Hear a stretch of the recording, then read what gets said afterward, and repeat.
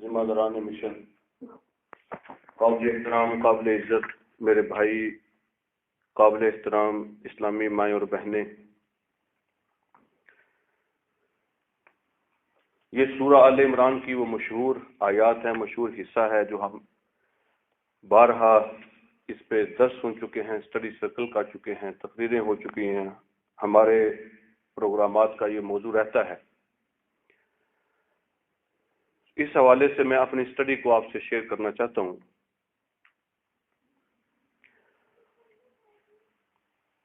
اور میں یہ کوشش کرتا ہوں ڈیلیبریٹلی کہ کسی بھی چیز کو جب تیار کیا جائے، کسی درس کو، کسی تقریر کو، تو میں اس کو فار دا سیک آف تقریر یا فار دا سیک آف درس تیار نہیں کرتا۔ میں اس کو اس طرح لیتا ہوں کہ مجھے کس چیز کی ضرورت ہے، میں کیا محسوس کرتا ہوں، اور میری جماعت کو، میری تنظیم کو، میرے بھائیوں کو، بہنوں کو، میرے نظم کو کس چیز کی ضرورت میں محسوس کرتا ہوں، تو ان چیزوں کو سیٹ کر کے ترتیب دے کر میں اپنی جو اسٹڈی کرتا ہوں وہ آپ سے شیئر کرتا ہوں۔ اس لیے میں یہ ریکویسٹ کروں گا کہ میں بہت بڑی بڑی باتیں تو آپ سے عرض نہیں کروں گا، اس وقت چھوٹی چھوٹی باتیں عرض کروں گا اور گراس روٹ لیول کی باتیں عرض کروں گا۔ اور میرا خیال تھا کہ جس طرح کا پروگرام ہے ہمارا، اس میں شاید ہمارے نوجوان بھائی بھی ہوں گے، تو ان کی انڈرسٹینڈنگ کے لیے میں کچھ چیزیں جو ہیں وہ انگلش میں بھی عرض کروں گا، لیکن مجھے جو نظر آ رہا ہے تو مجھے اس تکلف کی ضرورت نہیں محسوس ہو رہی، تو انشاءاللہ میں ذرا کوئک بھی ہو جائے گا، میں بھی اپنی بات کو جو کہنا چاہتا ہوں ذرا اچھے طریقے سے کانفیڈینشلی کہہ سکوں گا۔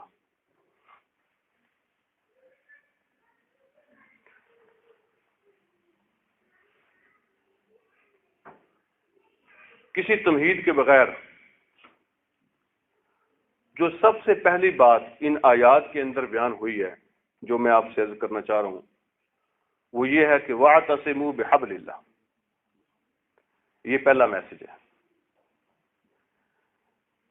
مضبوط کس چیز کو کرنا ہے؟ اللہ اس آیت کے حصے میں کسی چیز کو مضبوط کرنے، اس کو مضبوط پکڑنے کا حکم دے رہے ہیں۔ کس چیز کو مضبوط کرنا ہے؟ وَاعْتَصِمُوا بِحَبْلِ اللَّهِ۔ اصل اہمیت، اصل امپورٹنس رسی کو حاصل ہے، جس کا ذکر یہاں ہو رہا ہے۔ اس رسی کو مضبوط کرنا ہے، اس کو مضبوطی سے پکڑنا ہے، اس کے ساتھ اپنے رشتے کو پکا کرنا ہے، اس سے زیادہ دلچسپی پیدا کرنی ہے، اور اس کو مضبوط کرنے کے لیے ہی ایک دوسرے کے ساتھ تعاون کرنا ہے۔ اصل اہمیت اور حیثیت ہمارے کام کے اندر اس رسی کو حاصل ہے۔ میں اس پلیٹ فارم پہ اس لیے نہیں ہوں کہ میرا فرینڈ سرکل بڑھ جائے، میں اس پلیٹ فارم پہ اس لیے نہیں ہوں کہ میری پہچان بڑھ جائے، میرے رابطے زیادہ ہو جائیں،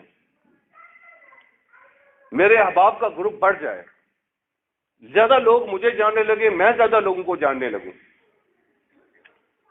میرا کوئی اپنا سیٹ ایجنڈا ہو جس پہ میں کام کر رہا ہوں، میرے کوئی اپنے مقاصد ہیں، میرے کوئی اپنے مفادات ہیں جن کے لیے میں کام کر رہا ہوں۔ تو جو آدمی یہ ارادہ، یہ نیت لے کر اس میں آیا ہے، تو وہ غلط پلیٹ فارم پہ آ گیا ہے۔ اس جگہ پہ تو اصل اہمیت اور حیثیت اس رسی کو حاصل ہے۔ ہماری ساری کوشش، ساری محنت، ساری تگ و دو جو اس رسی کے لیے ہونی چاہیے۔ پہلی بات یہ وَاعْتَصِمُوا بِحَبْلِ اللَّهِ، اس رسی کے ساتھ جوڑو، اسی کے ساتھ جوڑو، اور اسی کو بیس بنا کر ہمارے سارے کام ہونے چاہیے۔ ایک بات، حکم کا انداز ایسا محسوس ہو رہا ہے کہ اگر تم ایسا نہیں کرو گے تو پھر کیا ہوگا؟ وہ اگلی بات آ گئی۔ اگر تمہاری اسٹرگل کے اندر بیسک حیثیت اس رسی کو حاصل نہیں ہوگی تو پھر کیا ہوگا؟ تمہاری دلچسپیاں، تمہاری توجہ، تمہاری سٹرائیو اور اسٹرگل دائیں بائیں لیفٹ رائٹ ہو جائے گی تو اس کا رزلٹ کیا ہوگا؟ رسی کا خیال رکھنا، ورنہ کیا ہوگا؟ وَلَا تَفَرَّقُوا۔ ادھر رسی ڈھیلی ہوئی، اس کے ساتھ تعلق کمزور ہوا، مرکزی حیثیت اس کو حاصل نہ رہی، تو پھر تم بٹ جاؤ گے، تمہاری توانائیاں ضائع ہو جائیں گی، پھر تمہاری ساری محنت برانچز پہ ہوگی، ڈالیوں پہ، پتوں پہ ہوگی، بیس تمہارے ہاتھ سے نکل جائے گی۔ وَلَا تَفَرَّقُوا، پھر اور بحثیں چھڑ جائیں گی تمہارے اندر، جوڑنے والا کام ختم ہو جائے گا۔ بے شمار ایسی چیزیں جس کو عام لوگ بھی کہتے ہوں گے کہ نان ایشو ہے، عام لوگ بھی جس کو کہتے ہوں گے کہ نان ایشو ہے، ایک عام شریف آدمی بھی اپنی مجلس میں ان کو ڈسکس کرنا پسند نہیں کرے گا، تو تم ان ساری چیزوں کو اپنا ایشو بنا لو گے، اور پھر تمہاری توانائیاں اختلافات کو، تفرقات کو ریموو کرنے میں لگ جائیں گی اور بڑھتے چلے جائیں گے۔ اگر یہ پہلا جملہ نہیں ہوگا پورا تو دوسرا جملہ لازمی اس کو ریپلیس کرے گا۔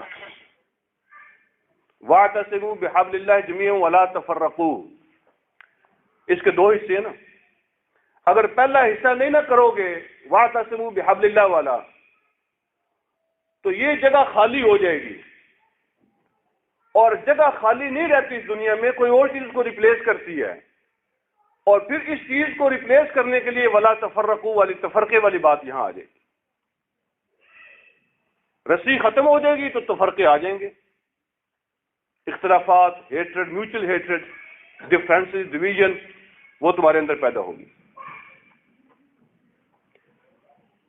پھر کام ہوتا ہوا نظر آئے گا کہ ہم کچھ کر رہے ہیں، لیکن بڑھتا ہوا نظر نہیں آئے گا،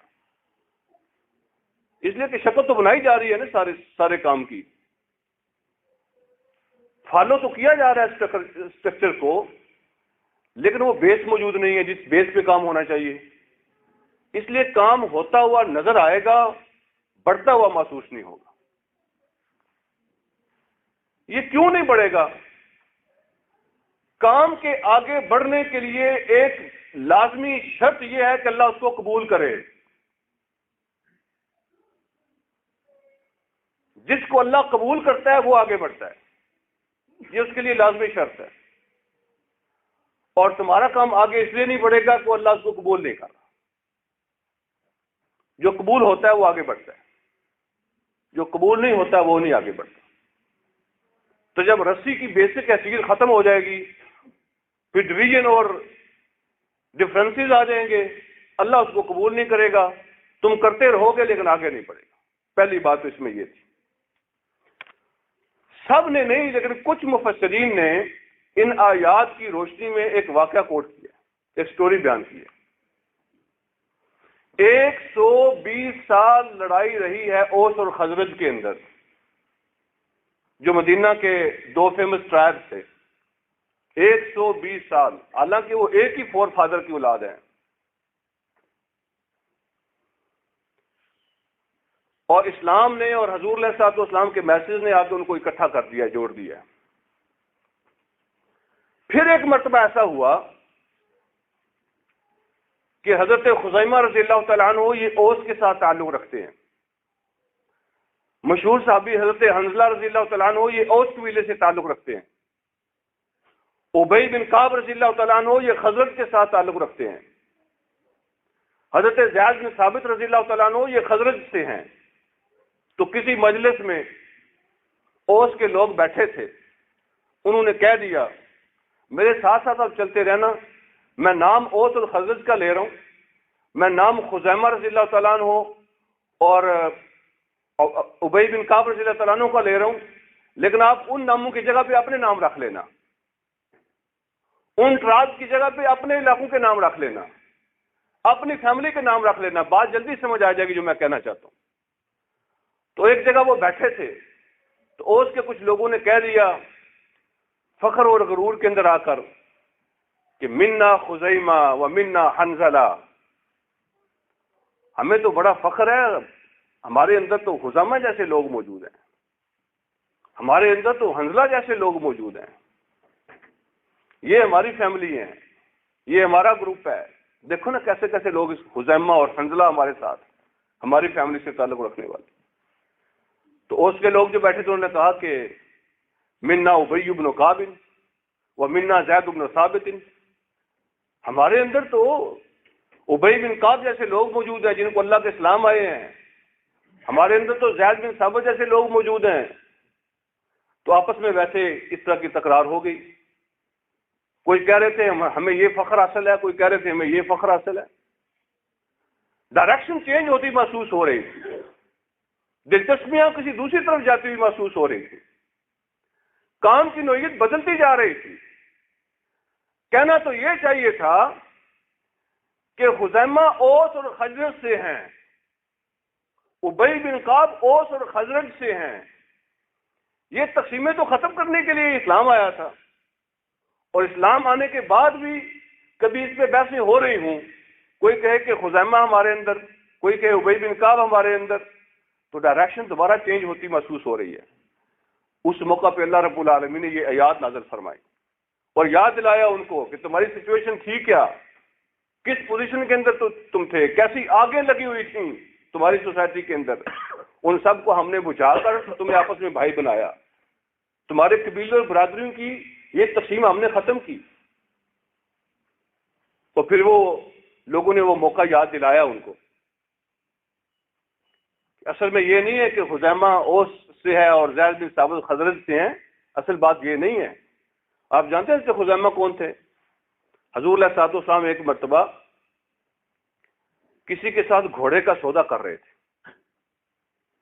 سودا طے ہو گیا، قیمت طے ہو گئی. آپ نے فرمایا ٹھیک ہے میں پیسے لے کے آتا ہوں. آپ پیسے لینے چلے گئے، اس آدمی کو پیچھے سے کسی اور نے زیادہ آفر دے دی. جب حضور علیہ الصلوۃ والسلام واپس تشریف لائے تو اس نے کہا نہیں میرا اس کے ساتھ سودا ہو گیا ہے اور اتنے میں ہو گیا ہے. تو نبی علیہ السلام نے حیران ہو کے فرمایا کہ میرا تو تمہارے ساتھ سودا ہو گیا تھا، بات تو ڈن ہو گئی تھی، میں تو پیسے لینے گیا تھا. اس نے کہا نہیں نہیں کدھر ڈن ہوئی تھی، کوئی گواہ ہے آپ کے پاس؟ تو وہاں کوئی گواہ تو تھا نہیں. اتنی دیر میں رہتے خزیمہ یہ بحث سنتے وہاں آ گئے تھے، ان کے سامنے یہ ابھی بات ہو رہی تھی.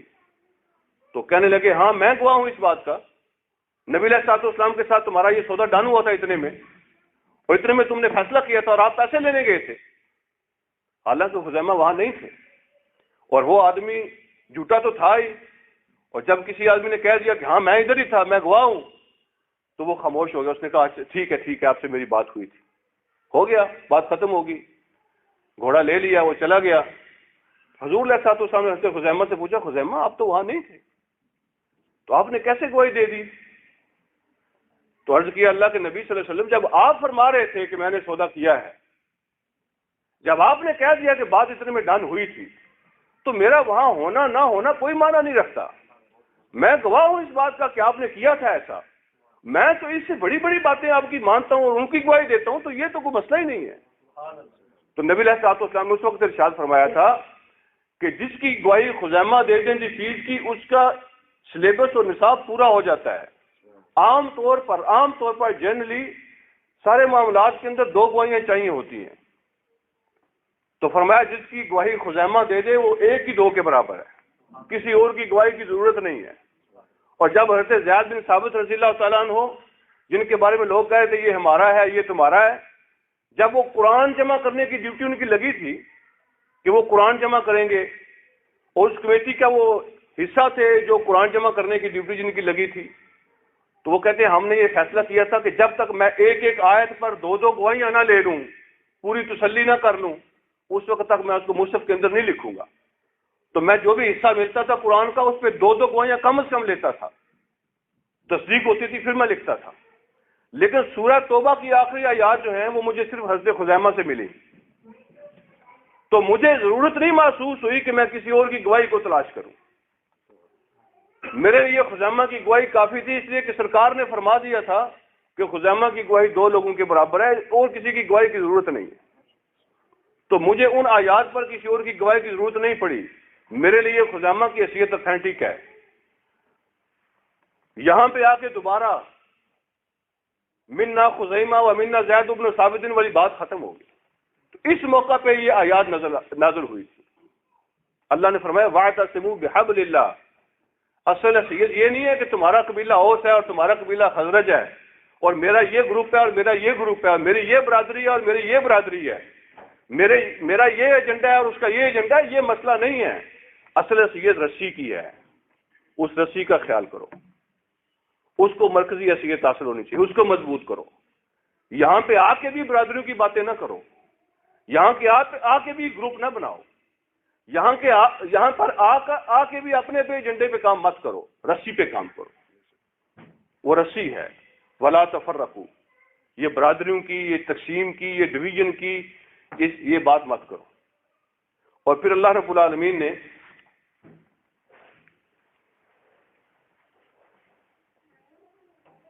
ان آگوں کا بھی ذکر کیا. یہاں پہ ایک اور حدیث میں آپ سے عرض کرتا ہوں جو مسند احمد کے اندر بیان ہوئی ہے. ایک صحابی ہیں حضرت عمر بن جموح رضی اللہ تعالیٰ عنہ.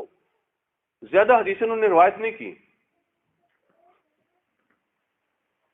ایک آدھ حدیث ان سے مروی ہے, لیکن یہ حدیث انہوں نے بیان کی ہے. مشہور صحابی ہیں, میں اس طرف نہیں جاتا, ٹائم زیادہ ہو جائے گا. کہتے ہیں نبی علیہ الصلوۃ والسلام کو میں نے خود فرماتے ہوئے سنا, لا يستحق العبد صریح الایمان حتی یحب للہ ویبغض للہ. وہ آدمی, اس کا ایمان کمپلیٹ ہوتا ہی نہیں ہے, اس کا ایمان پیور ہوتا ہی نہیں ہے, اس کا ایمان کلیئر ہوتا ہی نہیں ہے جب تک وہ محبت کرے تو اللہ کے لیے اور کسی سے نفرت کرے تو اللہ کے کاز کے لیے. وہ حقدار ہی نہیں ہے پیور اور کلیئر ایمان کا, جس کے اندر یہ کوالٹی نہیں ہے کہ وہ بات جو بھی کر رہا ہے اس کی بیس اللہ کی رضا ہے. اور پھر فرماتے ہیں نبی علیہ الصلوۃ والسلام نے فرمایا فَإِذَا أَحَبَّ لِلَّهِ وَأَبْغَضَ لِلَّهِ فَقَدِ اسْتَحَقَّ الْوِلَایَةَ مِنَ اللَّهِ تَعَالَى. جس نے محبت اللہ کے لیے کی, نفرت اللہ کے لیے کی, بیسک حیثیت اللہ کی ذات کو حاصل ہے اس کی زندگی کے اندر. وہ کسی سے محبت کرتا ہے تو اللہ کے لیے, نفرت کرتا ہے تو اللہ کے لیے, اس کا اپنا کوئی ایجنڈا نہیں ہے, اس کا اپنا کوئی گروپ نہیں ہے.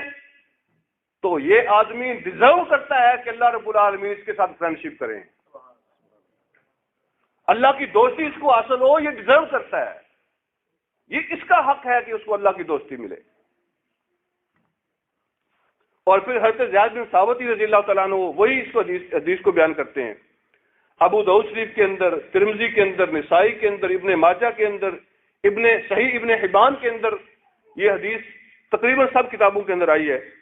حضور علیہ الصلوۃ والسلام نے ارشاد فرمایا جہاں تین چیزیں ہوتی ہیں وہاں منافقت نہیں آتی, ہپوکریسی نہیں آتی وہاں پہ. اور جہاں یہ تین چیزیں نہیں ہوتی تو وہاں پہ منافقت کا علاج کوئی نہیں ہے. اب اس میں بھی میں تفصیل میں نہیں جاتا, سب ماشاءاللہ تحریکی لوگ, پڑھے لکھے لوگ, آپ کے لیے یہ چیزیں نئی نہیں ہوتی کہ منافقت کس کو کہتے ہیں, اس کی شکلیں کیا ہوتی ہیں, اظہار اس کا کیسے ہوتا ہے, اس کے سائن کیا ہوتے ہیں, منافقت کے کیا ہوتی ہے منافقت. یہ مجھے بتانے کی ضرورت نہیں ہے آپ کو. نبی علیہ الصلوۃ والسلام ارشاد فرما رہے ہیں جہاں تین چیزیں ہوتی ہیں جس کے اندر اس کے اندر منافقت نہیں پیدا ہوتی, اور جہاں یہ تین نہیں ہوتی تو اس کے پاس منافقت کا علاج کوئی نہیں ہوتا. اور وہ تین چیزیں کیا ہیں؟ اخلاص العمل للہ. پہلی بات, جو کام بھی کرے سنسیئر ہو کر کرے, اللہ کی خاطر کرے.